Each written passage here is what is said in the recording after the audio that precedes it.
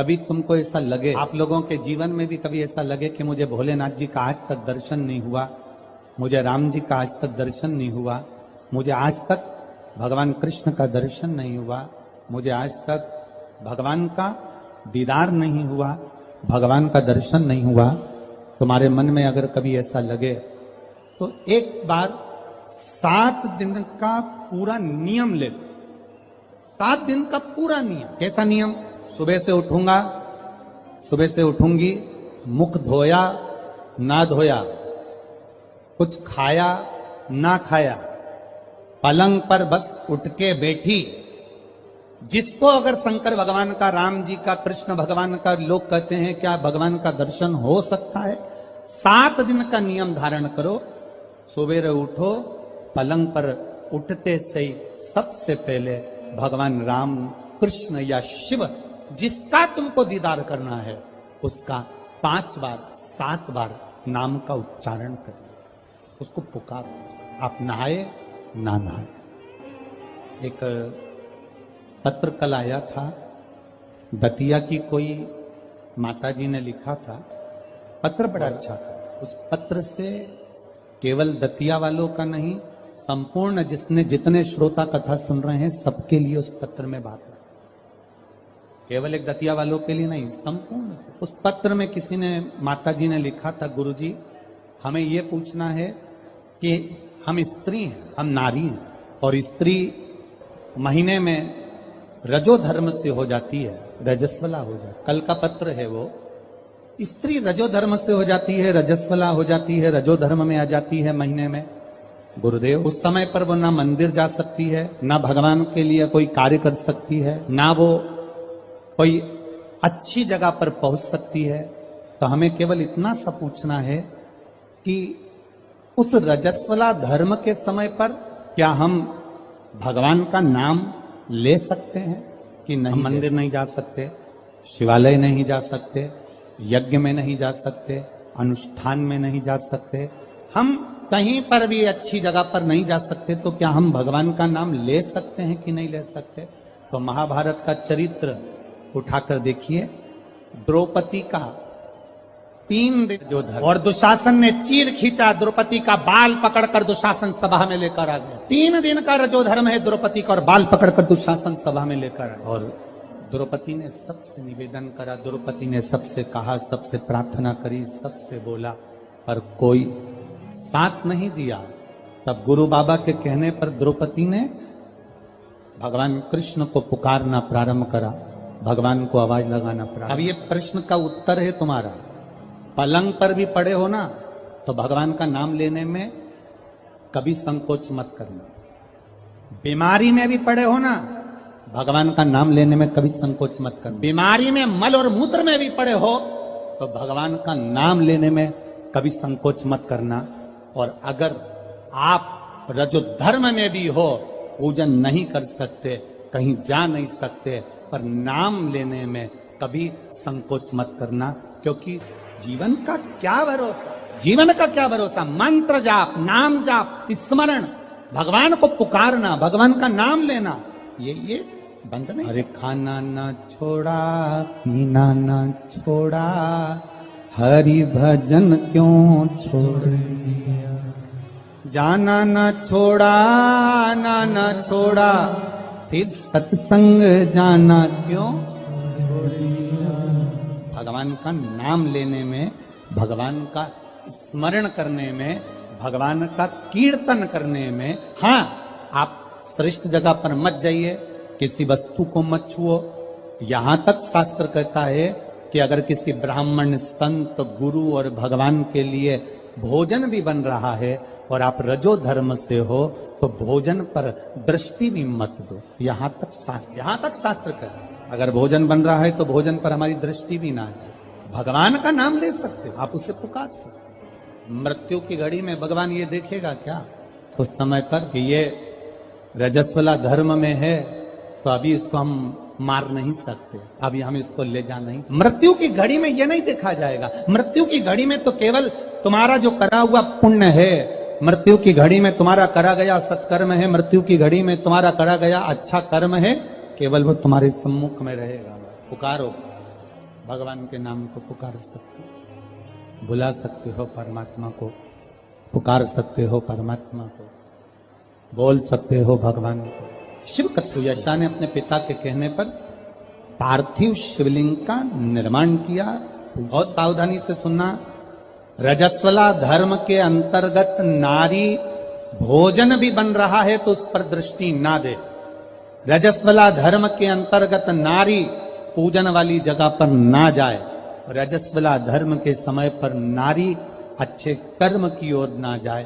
पर रजस्वला धर्म भी अगर तुम्हारा है, कोई बीमारी भी तुमको है, कोई रोग में भी तुम पड़े हुए हो, पर भगवान का नाम लेने में कोई दोष नहीं है। भगवान का नाम तुम कभी भी ले सकते हो जब तुम्हारी मर्जी। 7 दिन का नियम धारण करो।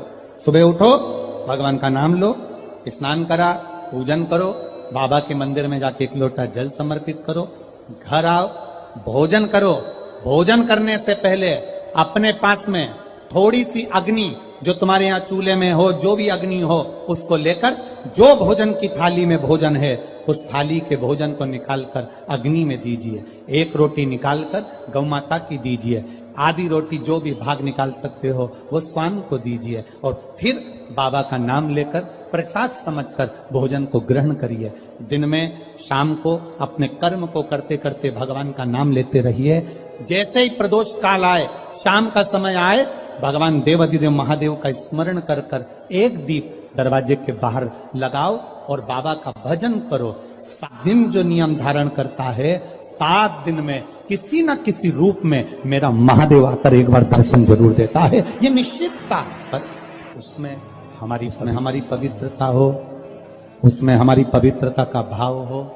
हम पवित्र भाव, शुद्ध भाव से हम भगवान का भजन, हम तो यहां तक कहेंगे, ये पार्थिव शिवलिंग का आप लोग निर्माण करते हो ना, जितने लोग भी पार्थिव शिवलिंग बनाने के लिए बैठते हो, करोड़ों में शिवलिंग बने, तो बनाते बनाते अगर किसी को उपच भी हो जाए ना, अब मैं थक गई, मैं नहीं बना रही, तो ये बोलने से पहले ही तुम जब शिवलिंग बनाओ और बनाते बनाते तुम्हारे शरीर में ऐसा लगे कि अब मैं थक गई, किसी से मत बोलो कि मैं थक गई, अब मैं नहीं बनाऊंगी, ये मत बोलो, मैं थक गई, ये मत बोलो, या ये मत बोलो कि अब मैं तो नहीं बना रही, अब मैं थक गई, तू चल रही क्या मेरे साथ वापिस, ये भी मत बोलो।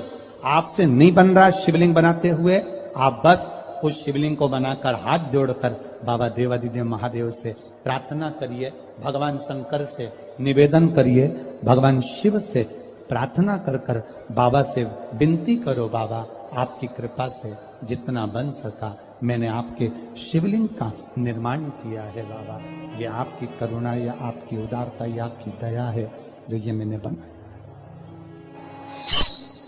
ये आपकी कृपा से, आपकी दया से, आपकी उदारता से मैंने निर्माण किया है। उनसे निवेदन किया, ये उनसे प्रार्थना करी, ऊबना नहीं है। हम तो कथा में भी कह देते हैं, आपका मन लगे तो शिव पुराण में जाओ, नहीं तो काय को टाइम बर्बाद करने के लिए आते हो। मन लग नहीं रहा, रत्ती भर भी, और पूरी डेंटिंग पेंटिंग करके आई, 2 घंटे तक लाइन खींची, डब्बा भरा, 1 दिन पहले उसके पास भी गई, धागा वाली के यहाँ पहुंचा। क्यों आए? कौन ने कहा तुमको कि कथा में जाना जरूरी है? कोई तुमको कहा कि भीड़ बढ़ाने जाओ? तुम्हारा मन लगे तो शिव महापुराण की कथा में आकर बैठो, नी लगे तो कथा में भी मत जाओ, अपने घर में मूंगफली सेको और 3 टाइम खाओ, समय बर्बाद करने मत जाओ। मन लगे, शिव कथा कर रही है, मन लगे तो महादेव के मंदिर में जाके 1 लोटा जल चढ़ाना। मन नहीं लगे ना, जबरदस्ती मत जाना कि मैं तो बाबा सियोर वाला महाराज ने कहा है तो जाना तो पड़ेगा, ना ना ना, बिल्कुल मत जा, बिल्कुल मत जा। मन करे वो करते ना, दिल तुझको दिया ये क्या कर दिया, अपना मन, अपना दिल, अपना हृदय परमात्मा। और जिस दिन तुम परमात्मा को पहचानोगे उस दिन परमात्मा तुम्हारा और तुम। इतनी ये दतिया की माताएं हैं, बहुत चतुर हैं, इधर साइड की माताएं बहुत चतुर। इधर की माताएं इतनी चतुर होती हैं कि शादी विवाह में अगर गणेश जी नहीं मिलते हैं तो ये गोबर का और मिट्टी का गणेश बनाकर मटकी पे रखकर पूजन कर देती हैं, और मिट्टी का भी गणेश नहीं मिलता, गोबर का भी गणेश नहीं मिलता। तो यहां की माता इतनी विद्वान है कि गुड़ की ढेली को तोड़कर आधी ढेली का गणेश जी बना देती और आधी ढेली का भोग लगा देती। और गणेश सरकार सही है, यहां की माता इतनी विद्वान है कि गुड़ की ढेली को, आधी ढेली को फोड़कर गणेश जी बना देगी, और आधी को हमारे यहाँ महाराष्ट्र में भी कहते हैं महाराज, गुलाचा गणपति और गुलाचा मेवा, मतलब गुड़ का ही गणपति और गुड़ का ही नैवेद्य भगवान को भोग।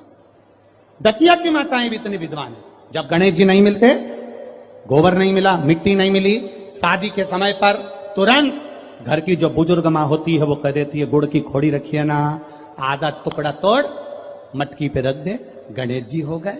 भोग लगाने के लिए कुछ भी नहीं है ना, जो आधा गुड़ का टुकड़ा है ना उसी को भोग लगा दो। क्यों?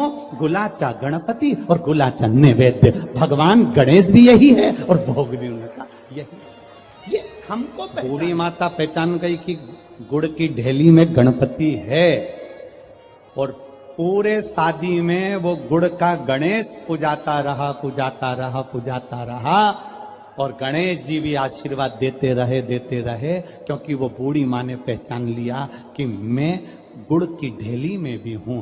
जिस दिन हम पहचान गए कि ये जितने आए हैं और जितने भगवान के भजन करने वाले हैं, संसार में रहने वाला जलचर, थलचर, वायुचर, जितने जीव हैं, जिस दिन हम पहचान गए कि इनके अंदर भगवान है और सब में परमात्मा समाया है, उस दिन मेरे शंकर को मिलने में देरी नहीं लगेगी, वो मिल जाए। गुलाचा गणपति और गुलाचा आधा, ये हम समझ नहीं पा रहे हैं भगवान, हम परमात्मा को जान नहीं पा रहे। सुयशा ने भगवान शिव जी की आराधना करी, पार्थिव शिवलिंग का निर्माण करने के लिए बैठी, और जो निर्माण करा, मात्र 7 दिन निकले थे सुयशा को, देवादिदेव महादेव प्रकट हो गए। मांग सुयशा, क्या चाहिए तुझको? सुयशा कहती है मैं आपके चरणों की दासी बनना, मैं आपके चरणों की दासी बनना चाहिए। भगवान कहते सुयशा, इतनी सुंदर बात देवादिदेव महादेव ने कही, इतनी सुंदर। सुयशा कह रही है मैं आपके चरणों की दासी बनना चाहती हूं, चरणों की दासी। देवादिदेव महादेव ने कहा सुन सुयशा, मेरी धर्म पत्नी पार्वती मेरे साथ में है, मैं दूसरी नारी को अपने करीब भी नहीं आने देता। हाँ सुयशा, तो मेरे स्वरूप का स्नान करा, पूजन करा, अर्चना कर, निवेदन कर, बेलपत्र चढ़ा, पुष्प चढ़ा, मैं तुझे फल दूंगा। पर सुयशा, तू कहे कि मैं पार्वती जी का स्थान ले लूं, तू कहे कि मैं संगनी बन जाऊं, ये नहीं। सुयशा, ऐ सुयशा, संत, साधु, सन्यासी, तपस्वी, साधक, उपासक, भगवान शंकर कहते हैं संत, साधु, सन्यासी, तपस्वी, साधक, उपासक, अगर इनके सामने एक लकड़ी की स्त्री भी आ जाए ना, तो संत साधु को उसका स्पर्श तक नहीं करना चाहिए, वो श्रेष्ठ संत माना जाए। साधु वो तपस्वी, एक लकड़ी की भी स्त्री अगर कोई बनाकर सामने रख दे, उसका स्पर्श आप लोगों को थोड़ा सा बुरा जरूर लगता है, पर महाराज जी हम जब सीहोर से चलते हैं तो एक फॉर्म भरवाते हैं, वहां से चलने पर एक फॉर्म भरवाते हैं। आज सुनते हैं तुलसी माता की चालीसा। यह चालीसा सुनने से होती है हर रोगों से मुक्ति, मिलती है सुख समृद्धि का आशीर्वाद। तो एक बार बोलिए प्रेम से विष्णु भगवान की जय, तुलसी माता की जय, भगवती माता की जय। श्री तुलसी महारानी करो विनय सिरनाय, जो मम हो संकट विकट दीजे मात नसाय। नमो नमो तुलसी महारानी, महिमा अमित न जाए बखानी। दियो विष्णु तुमको सम्माना, जग में छायो सुयस महाना। विष्णु प्रिय जय जयंती भवानी, तिहु लोक की हो सुख खानी। भगवत पूजा करे जो कोई, बिना तुम्हारे सफल न हो। जिन घर तब नहीं होए निवासा, उस पर करे विष्णु नहीं वासा। करे सदा जो तब नित्य सुमरन, ते ही के काज होए सब पूरन। कार्तिक मास महात्म्य तुम्हारा, जाको जानत सब संसारा। तब पूजन जो करे कुमारी, पावे सुंदर वर सुकुमारी। करे जो पूजा नित प्रति नारी, सुख संपत्ति से होए सुखारी। वृद्धा नारी करे जो पूजन, मिले भक्ति होवे पुलकित मन। श्रद्धा से पूजे जो कोई, भव निधि से तर जावे सोई। कथा भागवत यज्ञ करावे, तुम बिन नहीं सफलता पावे। छायो तब प्रताप जग भारी, ध्यावत तुम्हि सकल चितधारी। तुम्हि मात यत्र तंत्र में, सकल काज सीधे होवे क्षण में। औषधि रूप आप हो माता, सब जग में तब यश विख्याता। देव ऋषि मुनि और तपधारी, करत सदा तब जय जयकारी। वेद पुराणन तब यश ज्ञाया, महिमा अगम पार नहीं पाया। नमो नमो जय सुख कारिणी, नमो नमो जय दुख निवारिणी। नमो नमो सुख संपत्ति देनी, नमो नमो अख काटन छेनी। नमो नमो भक्तन दुख हरनी, नमो नमो दुष्टन मद छेनी। नमो नमो भव पार उतारिणी, नमो नमो परलोक सुधारिणी। नमो नमो निज भक्तन उबारिणी, नमो नमो जन काज सवारिणी। नमो नमो जय कुमति नशावनी, नमो नमो सब सुख उपजावनी। जयति जयति जय तुलसी माई, ध्याऊ तुमको शीश नवाई। निर्जन जानी मोहि अपनाओ, बिगड़े काज आप बनाओ। करूँ विनय मैं माते तुम्हारी, पूरन आशा करूँ हमारी। शरण चरण कर जोड़ी मनाओ, निस दिन तेरे ही गुण गाऊं। करहु मात यश अब मोह पर दाया, निर्मल होए सकल मम काया। मांगू मात या वर दीजे, सकल मनोरथ पूरन कीजे। जानू नहीं कुछ नेम उचारा, क्षमहु मात अपराध हमारा। 12 मास करे जो पूजा, ताशम जग में और न दूजा। प्रथम ही गंगा जल मंगवावे, फिर सुंदर स्नान करावे। चंदन अक्षत पुष्प चढ़ावे, धूप दीप नैवेद्य लगावे। करे आचमन गंगा जल से, ध्यान करे हृदय निर्मल से। पाठ करे फिर चालीसा की, स्तुति करे माते तुलसी की। यह विधि पूजा करे हमेशा, ताके तन नहीं रहे कलेशा। करे मास कार्तिक का साधन, शोभे नित्य पवित्र सिद्ध हो जाई।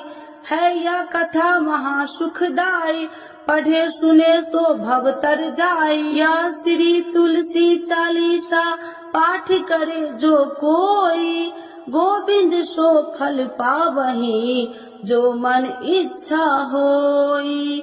तो एक बार बोलिए प्रेम श्री विष्णु भगवान की जय, तुलसी माता की जय, भगवती माता की जय, सर्व देवी देवताओं की जय।